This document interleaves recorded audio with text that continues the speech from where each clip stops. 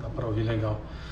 Bom, hoje vai ser a última live do ano, né? A gente fez uma sequência de lives aí em 2021. Pretendemos continuar com essas lives aí em 2022 também. Mas para quem não conhece, vou falar um pouquinho da Golds, né? Antes de chamar o nosso convidado.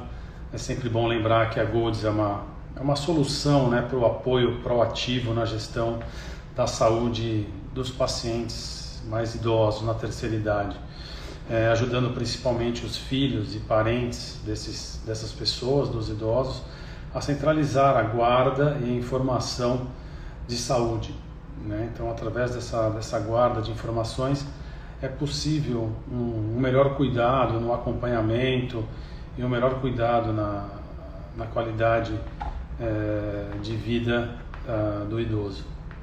Então, eu vou já convidar o Alex, eu vi que ele já está aqui, eu já vou aceitar aqui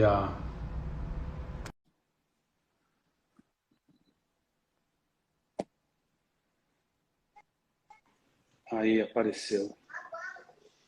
Opa, Fala, Alex, tudo bem?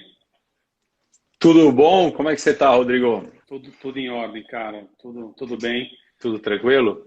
Tudo em ordem. O pessoal está começando a entrar aí, mas já vamos começar o nosso bate-papo. Bom, hoje eu Sim, vou claro. eu vou falar, a gente vai fazer essa live sobre fisioterapia e bem-estar na terceira idade com o Alex Heder, um amigo aí do Túlio, um nadador. Fiquei sabendo que a gente nadou junto quando moleque, foi muito legal. Verdade, verdade. Então, é engraçado como o mundo é pequeno, o mundo dá volta, é bem legal esse tipo de coisa. E o Alex é um cara super habilitado a falar de fisioterapia. Eu queria que você se apresentasse antes, Alex, antes da gente começar a conversar aqui. Claro. Bom, primeiro, obrigado pelo convite. Para mim é sempre um prazer falar de fisioterapia, né? Falar sobre movimento, né? Antes de mais nada, a gente precisa entender que a fisioterapia é uma profissão do movimento, né? E a gente nunca descobriu tanta coisa relacionada à neurociência, relacionada ao envelhecimento, com relação ao movimento, né? O quanto o movimento faz bem, o quanto o exercício físico faz bem, né? Então eu sou um cara que sempre quando eu tenho oportunidade de divulgar esse tipo de coisa, eu pego de antemão, já falo de bate-pronto, porque é importante disseminar, né, a boa saúde, né? A boa saúde. Meu nome é Alexandre Heder, né? Eu sou fisioterapeuta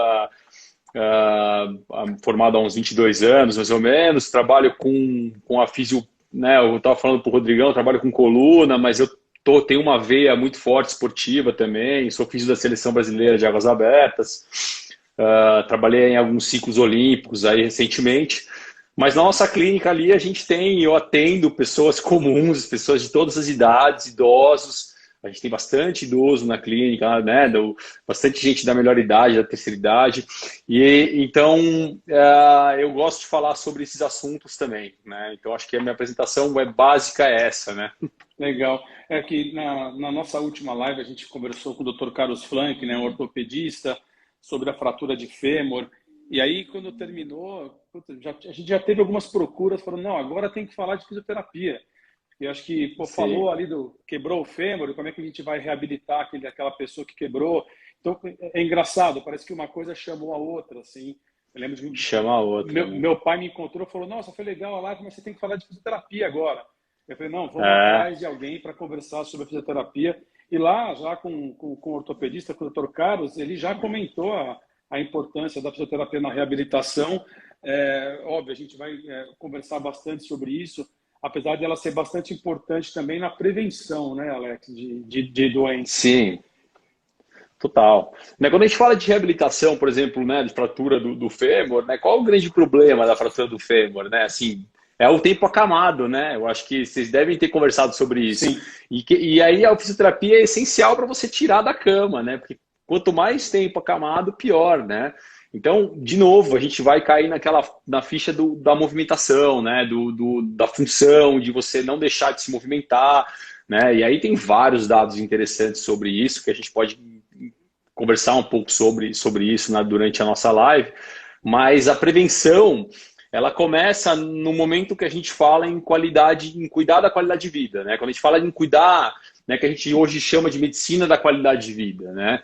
Então, quando a gente fala em prevenção, a gente está falando numa coisa muito grande. A gente vai entrar em uma discussão tão grande que aí é mais fácil a gente entender que é basicamente melhorar, trabalhar com a manutenção da boa saúde, né? Da saúde, da boa saúde em todos os âmbitos que isso significa. Da parte ortopédica, que vai entrar no cuidado da boa saúde, a prevenção ela entra no fator de esteja em movimento, né? Esteja sempre trabalhando o seu corpo, sempre ativo, né? Isso é muito importante. E aí depois acho que a gente pode entrar nos outros âmbitos que são importantes também. Rodrigo? Na verdade, conversando sobre essa questão, né, dessa medicina, né, o envelhecimento ativo é bastante importante, né? Esse combate ao sedentarismo, ele é fundamental para que a gente consiga chegar numa fase mais posterior da nossa vida, depois de 60, 70 anos, mantendo aquela mesma qualidade de vida que a gente pensava em ter quando jovem, né? Então, os cuidados têm que começar lá atrás, né? Se você pensar, né, a gente tem um estudo que é muito interessante que mostra que se você se manter com qualidade, com exercício crônico, né, exercício físico crônico, ou seja, aquele exercício que você faz por muitos anos, né, você continua fazendo, você se mantém ativo, né, você retarda o envelhecimento cerebral, que é uma coisa que acontece de acordo com a gente vai avançando na idade, né? Naturalmente você vai tendo um envelhecimento cerebral. E se você tiver exercício crônico, você consegue retardar isso. Então, olha só que loucura, né? A gente tem que entender esse tipo de coisa. E quando eu falo do movimento e do exercício, eu acho que por anos a gente vendeu o exercício de uma maneira muito inadequada. A gente vendeu o exercício como uma coisa para emagrecer. E talvez para emagrecer seja uma das últimas coisas que o exercício faz, né? É isso aí. Então, quando você começa a pensar em nível de neurociência, ali, o que acontece no nosso cérebro, assim, vamos falar numa linguagem bem tranquila para todo mundo entender, ele tem uma função tão importante em regular os hormônios, em manter a gente mais ativo, em melhorar as conexões, né? Então, eu acho que aí, quando a gente entra nessa parte de exercício, a gente entra na parte de prevenção. E quando a gente fala de reabilitação, a minha reabilitação nunca foi tão em movimento como é hoje, sabe? A gente começa a entender que é em movimento que a gente reabilita também. Sim. Na verdade, assim, é interessante porque, teoricamente, a gente sabe que vai ter algumas doenças no futuro. Todo mundo, e a gente conversou com o ortopedista, todo mundo sabe que vai ter osteoporose. Todo mundo sabe que vai ter um risco maior de você ter uma doença cardiovascular com a idade. Todo mundo sabe que você vai ter um risco maior de desenvolver um AVC com a idade. Então, o fator idade, ele não tem como existir, assim, não tem como mudar isso na nossa vida, só se a gente morrer antes, que é o que a gente não quer. Então, esse fator idade, acho que você tem que se preparar lá na frente para encarar esses problemas que você sabe que você vai ter. Então, assim, envelhecer... Desculpa. Não, pode falar. Não, eu envelhecer bem é muito importante, que é o que você está falando. E às vezes eu escuto as pessoas falando assim para mim, poxa, mas eu não fiz exercício, então como é que eu vou começar agora, né? Como é que eu vou começar agora a me cuidar, né? E aí tem outros estudos tão interessantes que mostram que pessoas que começaram a fazer atividade física mais tarde, em relação à saúde, elas têm tanto benefício quanto pessoas que fizeram exercício a vida inteira. Ou seja, nunca é tarde para começar, entendeu? Eu acho que isso é fundamental a importância, né? Sim. E isso traz também uma ideia, né, multidisciplinar, porque junto com a fisioterapia, você vai ter que buscar também uma nutricionista, né? De repente um cuidado com a nutrição um pouco maior, e a parte aliada sempre da questão do exercício físico, né? Eu acho assim, né, que nem a gente está falando, que nem nós conversamos no começo da nossa conversa aqui, Rodrigo, quando a gente fala de prevenção, a gente entra uma macrofoto aqui, né? Aí a gente tem que pensar sempre nos itens que a gente considera fundamentais para uma qualidade de vida, né? Que é uma boa nutrição, né? Qualidade de sono, controle de estresse, ambiente social, né? E exercício. A gente sabe que quando a gente vai ficando mais velho, e olha que engraçado, né? A gente sabe que a gente não controla a fator idade, como você falou, todo mundo vai chegar lá, se Deus quiser, né? E E é engraçado que a gente vai perdendo esses itens da qualidade de vida conforme a gente vai ficando mais velho. A gente vai dormindo pior. Aí a alimentação a gente começa, né, a escorregar um pouco mais. O nosso controle de estresse, eu acho que também acaba, às vezes a gente tem que tomar muito mais cuidado, mas principalmente o fator social a gente perde muito de acordo com a idade. Né? Tem muita gente que acaba se isolando um pouco mais. E é o fator exercício também, a gente acaba se movimentando bem menos. Então é engraçado que quando você lê os estudos sobre as perdas que você tem conforme você vai envelhecendo, elas não levam em consideração, ou às vezes até levam e colocam como fatores, quando você lê o estudo inteiro, de que são fatores confundidores, porque você não sabe se aquela pessoa perdeu tudo aquilo porque ela deixou de fazer muitas coisas, ou se realmente é a idade que deu toda aquela perda. Entendeu? Então tem estudos fantásticos sobre perda de massa magra, ou seja, perda de massa muscular, que é um grande problema conforme o envelhecimento, né, nosso. Esses estudos começam a mostrar que se você se mantém ativo, a sua perda é muito menor. Entendeu? Então, aqueles números que a gente estudava como factíveis de perda de acordo com a idade, eles talvez não sejam esses números tão gritantes quanto a gente imagina se a gente conseguir se manter ativo. Né? Mesmo o envelhecimento cerebral, provavelmente, se a gente se manter ativo, a gente não sabe o quanto a gente vai conseguir, por exemplo, ativo socialmente, né? O quanto a gente vai conseguir retardar esse tipo de doenças, talvez. Né? Aí eu já estou entrando numa área que nem é minha, mas acredito que sim, né?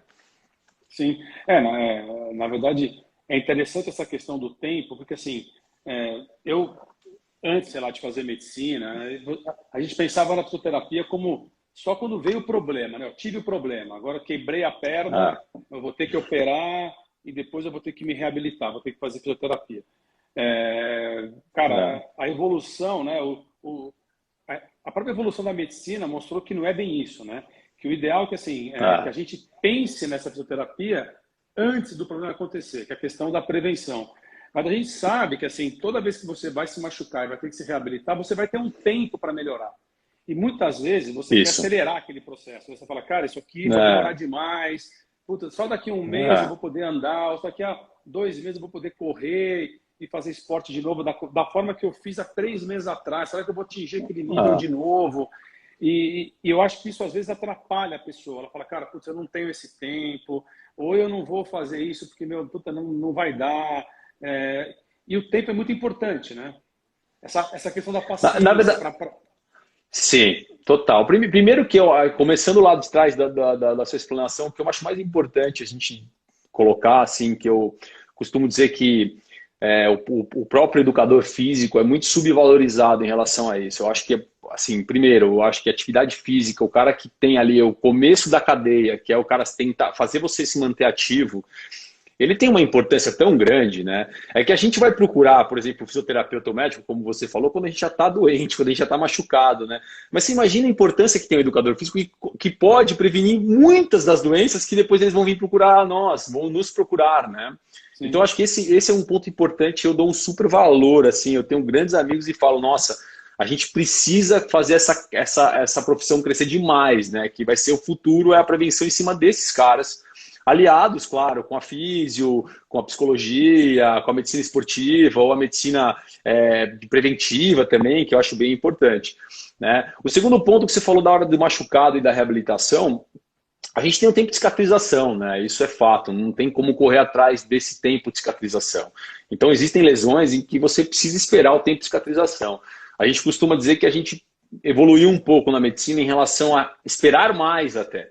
Porque eu vim de uma época de formado onde a gente estava tentando fazer protocolos acelerados de reabilitação para o atleta e para o não atleta, porque ninguém tinha paciência, por exemplo, de um ligamento de joelho ficar 6 meses reabilitando, né?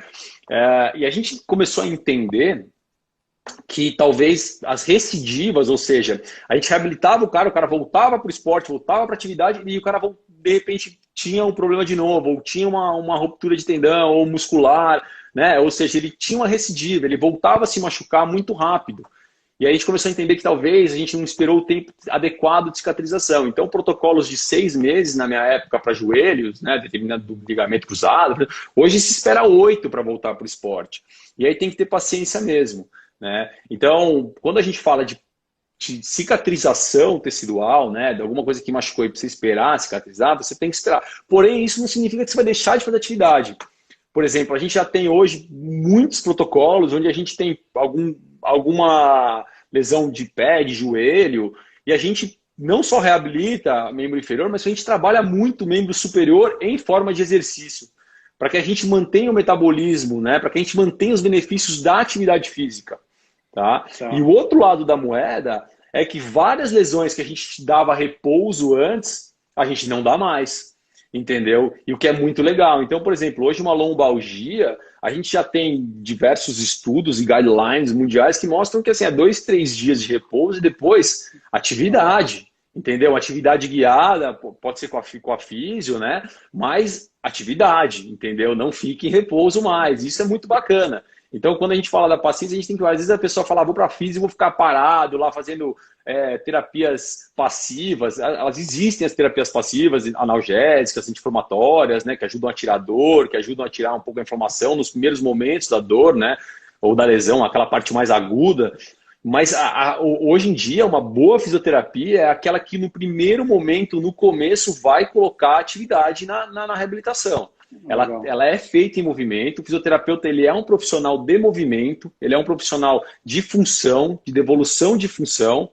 Muitas vezes ele vai agir muito mais em não melhorar você mais rápido, mas melhorar você de uma forma com que você não tenha desfunção, ou seja, que você não fique não funcional, que você não ande mancando, entendeu? Que pode gerar outros problemas para você, né? Que você não tenha o movimento prejudicado, né, que você consiga realizar as suas atividades diárias de maneira adequada e não tentando fazer maneiras para não ter dor e realizar aquilo que você precisa realizar, entendeu? Sim.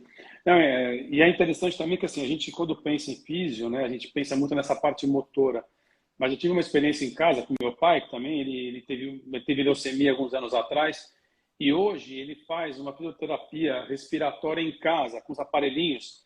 E eu fiquei impressionado o quão fácil é isso, né? A gente tinha uma ideia de que não, isso tem que ser só feito em UTI, só feito em ambiente hospitalar. E na verdade não, é uma coisa que ele pode fazer diariamente. E ele comentou comigo que melhorou muito essa questão do movimento dele. Ele passou a andar melhor em casa, passou a ter mais vontade de sair quando ele estava meio debilitado. Não, fiz uma fisiorrespiratória e melhorei muito ali, já estou bem para sair. Então, a físio é muito mais do que essa parte motora, né? Vai aliar na parte motora, mas a fisiorrespiratória é importante, físio neurológica é fundamental também para algumas reabilitações, né? A fisiorrespiratória acho que nunca ficou tão em alta como agora, né? Que se descobriu uma coisa que muito pouca gente sabia, mas nós físios sabíamos disso, né? Eu não sou físio cardio, mas assim, se você olhar hoje numa UTI, né? Quem comanda ali a parte respiratória, né? Dos respiradores, comanda não, mas está ali na parte respiratória dos respiradores, né? E no Covid a gente precisou muito disso, porque a gente entubava muito mais as pessoas, né? Eram os físios, né? Os físios foram de fundamental importância nessa pandemia. A gente descobriu o quanto importante é. E muita sequela pós-Covid também pulmonar. Então, a físio vai trabalhar em cima dessas sequelas. E hoje, inclusive, assim, eu tenho um colega meu que teve uma pneumonia, um colega jovem até, só que foi uma pneumonia meio chata, ficou internado por um tempo e tudo, e a gente ensinou ele, né? Ele foi ensinado a fazer os exercícios com os aparelhinhos, e ele foi para casa para fazer. E é um cara jovem e que vai ajudar muito ele fazer isso, entendeu? Talvez ele não fizesse, ele ia ficar bem, mas talvez alguma coisa a mais para deixar ele mais ativo, para ele ficar um pouco mais exatamente como você falou, ter vontade de sair, porque falta de oxigenação no sangue, a gente fica mais para baixo, não tem muito jeito, né, Rodrigo? E o que me impressionou mais foi a facilidade. Aparelhinhos pequenininhos, exercícios baratos. Baratos e até simples. Você fala, pô, eu vou assoprar esse negócio aqui, só assoprar? É só assoprar, vai lá, faz essa força. Subir as bolinhas, né? Isso vai mudar, pô, o seu cotidiano. Você fala, pô, impressionante, muda mesmo. É uma coisa super importante. E o que me impressionou é que ele não vai ter que se deslocar para hospital nenhum para fazer isso. Não vai ter que um super aparelho para respirar. Não, é uma coisinha de plástico simples e muda o cotidiano daquela pessoa. Se ele precisa daquilo e é fundamental.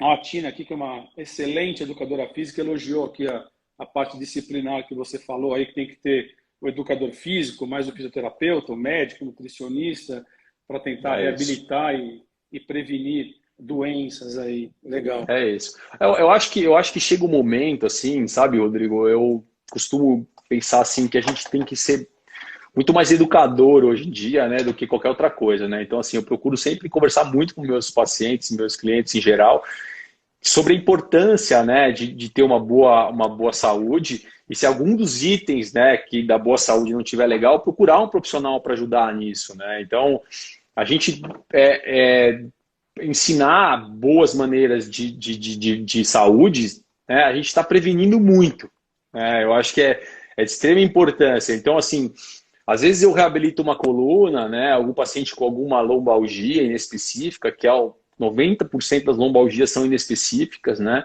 E a gente tem a falsa impressão de que quanto mais velho, mais a gente vai ter hérnias de disco, por exemplo, e na verdade a gente vai ter no exame, mas de realmente diagnosticar elas é muito mais incomum, né? É uma doença mais de jovens até. Então, aparecem muitas lombalgias inespecíficas diagnosticadas de forma, às vezes, precipitada por um exame, como hérnia de disco, por exemplo, e a gente tem que tirar um pouco o medo de se mexer desse paciente, e aí a educação, como eu falei com você, e ensinar a ele de que o exercício é super importante, não só para a reabilitação naquele momento, mas que isso tem que perdurar para a vida dele, de maneira simples. Como você falou do respirador, né, que é super simples, você pegar lá as diretrizes da OMS sobre atividade física, você vê que assim, meia hora, 5 vezes por semana de caminhada, já é super ok, é super bom para você sair do sedentarismo. É uma maneira simples e muito boa e eficaz de você sair do sedentarismo, né? E aí você fala assim, pô, mas eu não sei qual é qual é a frequência, qual é a minha intensidade da caminhada, né? E aí os trabalhos hoje eles são feitos para você de maneira simples ensinar o paciente. Então a gente tem uma maneira simples de ensinar uma caminhada de um aeróbico, que a gente fala um aeróbico lento, para sair do sedentarismo, onde durante a caminhada a intensidade tem que ser, você pode conversar com uma pessoa e conseguir conversar, mas se você tentar cantar, você não pode conseguir. Então você está numa intensidade ok, para a gente ter que você está sabendo que você está andando e vai te fazer efeito isso. Porque não é todo mundo que tem um frequencímetro para poder fazer um ergospirométrico, calcular o aeróbico dele e ficar com o frequencímetro daquela frequência ideal. Então a gente começa a achar maneiras simples de mostrar que dentro daquela caminhada de meia hora, se ele conseguir falar, tá ok, mas ele não consegue cantar, ele está numa intensidade super legal, 5 vezes por semana caminhando, ele vai estar prevenindo muitas coisas que são derivadas do sedentarismo. E essa pandemia mostrou isso pra gente, né? Principalmente no começo dela, que estava todo mundo preso em casa e vem aquele medo, pô, agora eu não vou poder fazer o meu exercício, né? A minha caminhada no parque, a minha corrida, andar de bicicleta, eu não vou poder sair, vou ficar aqui em casa. E acho que num determinado momento as pessoas descobriram muitas coisas que dá para ser feito em casa, que vai fazer com que você mantenha pelo menos um padrão aeróbico assim legal, né? Subir um degrau, subir uma escada, ou até fazer uma força, uma bolinha que você fica apertando, um elástico que você puxe. E seria legal se as pessoas mantivessem isso daí, né? Na vida, fizessem em casa alguma coisa para tentar. Eu costumo dizer que assim, como tudo no nosso país e no mundo, não é no nosso país isso não, só é a base, né? Eu falo assim sempre porque tem um estudo interessante americano que mostra que para a pessoa fazer atividade física, né, para ela se manter ativa, ela tem que ter, dentro de diversos fatores, né? Eles escolheram 3 fatores, eles acharam 3 fatores que são essenciais para o cara ter atividade física. Dentro desses 3, você tem que ter 2. Tá? E o que me impressionou é que nesses 3 fatores não estava uma ordem médica do tipo, se você não fizer exercício, você vai morrer. Não estava. Não era essencial para o cara se manter fazendo atividade física. O que era se a pessoa gostava do exercício, o valor do exercício e se ele era perto de casa. Se tiver 2 desses itens, você consegue, a probabilidade de você manter a atividade física é grande, né? E o que eu acho interessante é que isso vem de uma educação ruim que a gente tem sobre manter-se ativo, né? E quando eu falo exercício, eu estou falando manter-se ativo, né? Porque você não questiona escovar o dente 3 vezes por dia, né? Você escova o dente 3 vezes por dia porque a gente é educado, e desde criança é isso. Só que a gente não é educado que a gente tem que fazer atividade física todo dia, entendeu? Que isso é extremamente importante. Então, acho que a gente tem que começar a mudar lá, porque quando chegar lá mais velho, ninguém vai precisar desses dois fatores para manter a atividade física. Isso vai estar embutido já na nossa rotina, entendeu? É uma coisa de rotina mesmo. Mas, por enquanto, a gente tem que batalhar para que a gente tire as pessoas do sofá e que se movimentem, né? Eu acho que esse é o ponto. Não, é interessante, porque aí eu já estou pensando aqui nos meus filhos, né? Que os filhos eles acabam vendo o que a gente faz, e é bem isso mesmo. Se eu não educar, se ele não me vê fazendo exercício, ele vai falar, cara, acho que a vida não tem isso, né? Então já tem que começar da gente. Quando a gente tem filho, que a gente acorda com algumas coisas, para nossa, deixa ele me ver fazendo exercício, vamos estar o papai, não, foi correr, vamos jogar bola junto, vamos jogar um tênis junto, vamos dar uma bicicleta junto, porque é importante o exemplo, fazer exercício né? todo dia, o exemplo ali, e bom, a gente planta essa sementinha para ver se colhe lá na frente, se ele continua o mais tempo possível ativo. Mas aí vem em cima do que você falou, ele vai crescer, ele vai começar a trabalhar, ele vai ter mais estresse, ele vai dormir menos, aí entra nessa roda viva que é a nossa vida maluca, e aí você acaba fazendo menos atividade física e se cuidando menos, né? Então, mas eu acho que aí, se você tiver uma boa educação, talvez você saiba que é necessário, assim como escovar o dente, você não deixa de escovar o dente porque você está trabalhando muito, mas você vai separar aquela meia hora, né? Tem um dado interessante da OMS que fala que atividade física em criança, né? Na idade dos meus filhos, por exemplo, de 10 a 20 anos, né? De 10 a 15, eu acho, se não me engano, 1 hora, de 8 a 15, 1 hora de atividade física de moderado a intensa por dia, todos os dias. Senão você é considerado sedentário. Aí eu penso, olha que loucura que é a nossa educação, né? Você vai lá na escola, tem 2 vezes por semana educação física, de 45 minutos. Entendeu? Então, e hoje em dia no intervalo nem esporte muitas crianças estão fazendo, né? Então, assim, como eu falo que o nosso papel é divulgar esse tipo de informação, eu sou louco para falar esse tipo de coisa, porque eu vou na reunião lá da escola dos meus filhos e falo sobre isso. Eu ponho meus filhos para fazer atividade física 1 hora por dia, bastante intensidade. Porque aí quando a gente chegar para lidar com as pessoas que têm mais idade, elas vão chegar já condicionadas a isso. E a gente não vai precisar pensar exatamente só nisso, né? Que a base é se manter ativo, né? Sim, sim.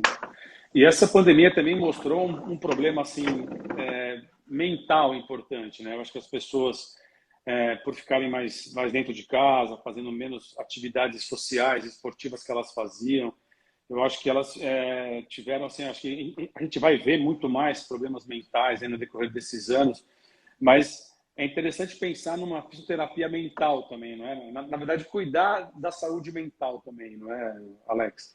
Então, aí quando a gente fala de cuidar da saúde mental, né, a gente tem alguns pontos importantes, né? Eu acho que primeiro a parte social é muito importante. Na pandemia, eu acho que para mim foi uma das coisas que mais prejudicou a população mundial, né, que foi a parte social. Por exemplo, eu atendi uma senhora que tinha 70 anos e ela tinha um grupo de amigas e ela fazia hidroginástica 2 vezes por semana, ela fazia pilates 2 vezes por semana e fazia caminhada 2 vezes por semana com esse grupo de senhoras.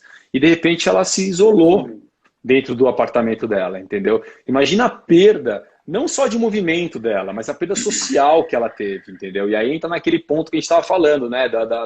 Dos 5 pontos da qualidade de vida. Aí você começa a dormir pior também, né? Porque fatalmente você dorme pior, a gente dormiu pior na pandemia, né? E aí você tem vários estudos sobre sono hoje em dia que são fantásticos e que mostram essa perda, né, fisiológica que ocorre, né? Então você acaba entrando numa bola de neve, né? E aí tá tudo linkado, né, Rodrigo? Eu acho que esse é o grande ponto que a gente está vendo na medicina hoje, como a gente está, como está tudo linkado, né? Quando você deixa de fazer uma coisa bem feita, ou quando você deixa de fazer exercício, você deixa de comer bem, você já dorme mal, as coisas vão se linkando, né? Então acho que é extremamente importante a gente entender isso. E a pandemia com certeza levou a gente para um lado ruim, né? Tomara que as pessoas sintam muita falta disso e que consigam agora retomar isso aos poucos, né? Não, com certeza esse fator social ele foi muito afetado realmente na pandemia. E você tocando nessa questão de grupos, falando até um pouquinho de uma coisa que eu sei que você faz, aí você trabalha com o pessoal master também, né? Com equipes de natação master. E é interessante como algumas pessoas ainda chegam nessa fase da vida, depois dos 60, 70 anos, e ainda querem competir, querem treinar para competir. É interessante essa vontade de querer competir, não só fazer esporte para, sei lá, se manter bem, mas eles querem competir, eles querem ganhar, querem bater recorde, né? Mas é impressionante, é muito legal. E assim, a gente pensa assim, você vai no Master, é os caras que acabaram de parar de nadar. Eu falo do Master da natação, né? Mas Sim. Tem Master de todos os esportes, né? E você vai ver hoje, os campeonatos mundiais, tem o Olimpíada Master, o número de participantes é absurdo, é absurdo, assim. Supera a Olimpíada em 3 vezes o número de participantes. Legal. E é engraçado que tem muita gente mais velha. Então, no meu grupo lá na natação, na hora do almoço, que eu sou profissional autônomo, né? Eu tenho minha clínica, então assim, os meus horários são malucos. Então, às vezes eu consigo nadar na hora do almoço, e tem um horário de treino da hora do almoço, né? E na hora do almoço é engraçado que tem, sei lá, 70% do pessoal que nada na hora do almoço tem 60 anos para mais, entendeu? Sim. E tem uma turminha ali de uns 4, 5 que tem 80 para mais. E eles estão todo santo dia lá, eles treinam mais que eu. Tá? Eles treinam 4, 5 vezes por semana, 1 hora. E aí eles vão no final de semana para a competição. A gente, por exemplo, eu tenho filhos pequenos, né, nessa idade de 10, tá? É super difícil, às vezes eu não consigo ir. Eles não perdem uma. E aí entra o fator social também, né, que é o fator de grupo. Por isso que eu acho que é tão importante, assim, a natação não é um esporte de grupo, mas o grupo se junta para ir para uma competição. E eu acho que é isso que faz com que eles queiram competir também, sabia, Rodrigo? Mais do que até bater recorde, que eu acho que eles querem, obviamente, mas o que eu acho que une eles para ir para uma competição é justamente essa coisa do grupo. E aí eu acho que esportes de grupo, por exemplo, eles são fantásticos pensando nisso, né? Porque eles juntam grupos. E você vai ver, o vôlei tem, né? Tem basquete, tem master. E uma coisa fantástica. Eu acho que tem que ser super estimulado, tem que ser super falado e vale muito a pena. Eu levei minha mãe agora para uma travessia que eu fiz esse final de semana e eu levei meu filho. Meu filho fez a primeira vez a travessia na vida dele. E eu levei minha mãe. Né? Aí minha mãe falou, eu quero nadar. Eu falei, mãe, é só treinar um pouquinho. São 1000 metros, entendeu? Você vai treinar 3 vezes por semana, você consegue competir. Entendeu? E aí você vai entrando numa turminha lá que tenha mais ou menos parecido da sua idade, pô, normalmente tem 70 anos. Você vai ter um bom ganho e você vai se divertir um monte. Ela, nossa, Lê, é isso. Então já se empolgou também, entendeu? E minha mãe não veio de esporte, entendeu? Então, e você não precisa ter feito um esporte competitivo quando criança, adolescente, para querer fazer esporte competitivo depois de mais velho, né? Você pode fazer esporte, pode querer competir com qualquer idade, né? É muito bacana isso, é muito bacana. E essa questão social... Eu arrisco dizer que mais da metade das pessoas mais velhas não foram atletas, que nadam hoje lá na equipe, lá onde eu treino, entendeu? Que tem bastante atleta. Sim, com certeza. Acho que eles começaram depois, né? Eles não foram atletas quando eu acho. Adolescentes. Não, exatamente. Eu vi que a minha esposa entrou aqui também, e ela é médica, e um dia aqui no consultório ela estava atendendo um tio dela que mora no interior, que é um cara altão, de quase 2 metros de altura, e ele participava de um time de vôlei lá no interior. E fazia um tempo que eu não via ele, por conta da pandemia, e quando eu entrei, putz, ele estava mais gordo, reclamando. Ele falou, você está jogando vôlei? Ele falou, não, parei, mas eu vou voltar. Agora que está começando a abrir de novo, eu vou começar a jogar, porque a turma, eu preciso encontrar. É muito mais do que só jogar, encontrar para tomar uma cervejinha depois, é sair para jantar, e esse lado social que o esporte traz, né? Que a turma, né, traz. Você falou, você monta uma galera sua para viver junto, né? E aí vem a importância da físio, né, nesse ponto, assim. Eu acho que o que aconteceu nessa pandemia, de todos esses pontos negativos que a gente já nomeou agora, né, tem uma coisa muito importante da físio nesse ponto, que é o seguinte, o que acontece muito, né, e isso não acontece só com o master, acontece com o atleta profissional também, que é o atleta ficar parado e querer voltar, e aí ele quer voltar naquele ritmo, né? E eu recebo diariamente pessoas nessa mesma situação, desde jovens a pessoas bem mais velhas, que com o mesmo discurso falam, olha, eu não consigo voltar, porque eu volto, não sei o que, eu me machuco, aí eu volto, eu me machuco. E aí entra um ponto muito importante, que eu acho que é uma das coisas mais importantes, e que aí também a equipe interdisciplinar vai ser extremamente importante como educador físico nesse ponto, que é a progressão, né? Então, essas pessoas que querem entrar para fazer uma atividade física e precisam fazer uma atividade física, e talvez esse seja um erro que a gente tenha, que é como começar uma atividade física, né? E mesmo quem já fazia e parou muito tempo, como retomar essa atividade física. A importância da progressão dessa atividade física. A gente chama de periodização, ou seja, você planejar um treinamento para uma pessoa, né? E respeitar alguns números que a gente já tem hoje em dia, que são números comprovados pela ciência, né? De 10% de aumento de carga por semana, entendeu? De que você vai ter que levar em consideração se você não dormir bem uma noite, se você tiver um dia de muito estresse, se você tiver com a resistência baixa, não se alimentar direito, se você tiver resfriado ou recém-resfriado, tudo isso entra na conta, entendeu? Então é muito importante você achar alguém que consiga te orientar para esse retorno à atividade física. Porque senão você vai machucar, e aí você vai vir para físio, e aí a gente vai ter que reabilitar. E durante a reabilitação, eu, por exemplo, sempre falo muito sobre isso. Porque essa é uma das queixas mais comuns que eu tenho no consultório hoje, na clínica. A pessoa fala, olha, eu vou, volto e machuco, eu vou, volto e machuco. E aí entra aquela parte da paciência. E não é porque você não tem que fazer nada, mas você tem que fazer de forma progressiva, né? Essa progressão é de extrema importância. E às vezes é isso que faz com que a pessoa não faça, essa questão do tempo mesmo, né? Ela fala, nossa, eu vou ter que ir devagar, vai ter que ir devagar para você colher aquilo para sempre, né? Eu lembro quando eu fui fazer a minha primeira maratona, uma vez eu me meti a fazer maratona de corrida, eu conversando com o Renato Cordani, você conhece, ele falou, cara, eu já fiz e o segredo é o seguinte, não se machuca. Você não pode se machucar. E para você não se machucar, não adianta você acordar no dia e falar assim, vou correr 40 quilômetros agora. Não, vai correr 5, vai correr 10, vai correr 15, 20, até chegar nos 42, até chegar no 42 mais rápido e por aí vai, né? Isso é um processo que às vezes cansa mais do que a própria prova de maratona, né? O processo de você chegar lá, muitas vezes não é fácil, na grande maioria das vezes não é fácil. Né? Quando você quer entrar nesse nível assim, mais competitivo, lá no Master, eu vejo muito, o que acontece, uma coisa que ajuda muito é a rotina, né? A rotina, a disciplina de você não deixar de ir nunca. E saber que quando você ficou parado algum tempo, você vai ter que voltar de forma devagar, de forma lenta. E se você está começando o esporte também, não adianta. E você pode ter uma cabeça lá atrás de quando você fazia esporte super bem e você vai voltar, você vai ter que voltar com uma cabeça diferente de que isso tem que ser retomado aos poucos. Assim como um atleta, quando ele sai de férias, ele volta e ele tem um período adaptativo de 2, 3 semanas, mês, às vezes, para retornar ao treino que ele tinha quando ele parou, né? Então, acho que isso é bem importante. Legal. Um dos focos principais da Golds, como a gente estava comentando lá no começo, é focar, né, o filho ou o cuidador desse idoso a cuidar melhor da saúde do idoso. Né? Você acabou de falar que você deu um toque aí na sua mãe para dar uma nadada, né? Falou, vamos lá, vamos fazer uma travessia. É importante, né?